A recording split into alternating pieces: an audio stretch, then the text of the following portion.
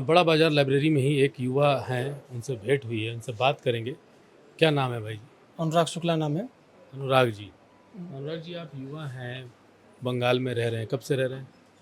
हमको बंगाल में रहते हुए 15-16 साल हो गया। 15-16 साल लगभग। 15-16 साल से ममता दीदी भी हैं। 15-16 साल में क्या लग रहा है आपको, क्या बदलाव हुआ है? अच्छा हुआ या बुरा हुआ? यहाँ पर बदलाव बोल के नहीं हुआ है। जो पहले का जो सीपीएम कम्युनिस्ट था, वामपंथी था, वही एक नया रूप में तृणमूल कांग्रेस के रूप में स्टार्टिंग में तो सभी को लगा था कि ये एक नया दल है, लेकिन सेम दे बोला जा सकता है कि सेम चीज़ जो उस शासनकाल में था वही इसी शासनकाल में है।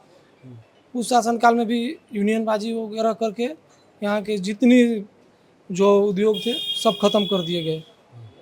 वही सेम प्रोसेस इस सरकार में भी वही हो रहा है। कोई बदलाव की स्थिति नहीं है। 15 वर्ष पहले जो जनता ने सोचा कि कुछ बदलने के लिए हम सरकार को लाते हैं, वो कुछ बदलाव नहीं हुआ। नहीं, कोई बदलाव नहीं हुआ। आप देख सकते हैं जो वामपंथ की जो विचारधारा थी, आज भी वही विचारधारा पे तृणमूल का पूरा वामपंथीकरण हो गया। और इससे आम जनमानस जिस तरह से वाम समाप्त हुआ, उसी तरह तृणमूल भी अब समाप्त होने के कगार पे, क्योंकि आपको लग रहा है इस बार पूरा परिवर्तन का पूरा उम्मीद है, सभी को उम्मीद है। हम लोग मिलजुल रहे हैं, रोड अपने दोस्तों यारों से मिलते हैं तो भी यही बातचीत चर्चा चलती है कि इस बार कुछ ना कुछ नया कुछ होगा। सरकार बदलेगी, जैसे भी बदले, मगर इस बार बदलेगी। नहीं बदलेगी तो अभी और पीछे पश्चिम बंगाल बहुत पीछे चला जाएगा। जो भी बचा खुचा वो भी इस बार चला जाएगा। और यही नहीं, इसका हम लोग चूँकि काम भी करते हैं तो जाते हैं, आपका हम लोग ग्रामीण एरिया में भी जाते हैं, अंचल में जहाँ उद्योग है वहाँ भी हम लोग जाते हैं। तो वहाँ भी के लोग भी यही बोलते हैं कि यहाँ पे यूनियन वगैरह के वजह से बहुत प्रॉब्लम होता है। यहाँ हमेशा मालिक और मजदूरों में बहुत थोड़ी छोटा छोटा ताला मार देना, पैसा उगाही समस्या से जूझ रहे हैं यहाँ के लोग। तो खैर, युवाओं का क्या अपेक्षा था जो नहीं पूरा हुआ? यहाँ पे जो हम लोग तो देखिए सरकारी स्कूल से हम लोग भी पढ़े हैं। सरकारी स्कूल की अवस्था यहाँ पे बहुत दयनीय स्थिति में चल रही है। रोजगार वगैरह की क्या? रोजगार तो बंगाल में रोजगार के बारे में बोलना ही बहुत बड़ा इतिहास होते हैं। बाकी ऐसा रोजगार बंगाल में है कहाँ। आज देखिए बाहर में छोड़िए, हम लोग जब पिताजी काम करते थे तो हम लोग को जैसे लगता था कि कलकत्ता स्वर्ग का घर है जहाँ से हम लोग का पिताजी ला रहा है। लेकिन हम लोग जब कलकत्ता आए तो अब हम लोग के मतलब देखने से लगता है कि कलकत्ता से अच्छा हम लोग का उत्तर प्रदेश है। हम लोग उत्तर प्रदेश के चूंकि मूलतः रहने वाले हैं, तो वहाँ पे जो यहाँ पे इनकम है उससे ज़्यादा इनकम वहाँ हो गया है। क्या करते हैं आप? हम ट्रांसपोर्ट में काम करते हैं। अब योगी बाबा के राज में ही ज़्यादा। हाँ, यहाँ पर तो ट्रांसपोर्ट का तो बहुत, किसी ट्रांसपोर्टर से मिलिएगा तो कोई अच्छा नहीं बोलेगा। यहाँ तो रोड पर गाड़ी चलाना बहुत मुश्किल काम हो गया है। बहुत मुश्किल है।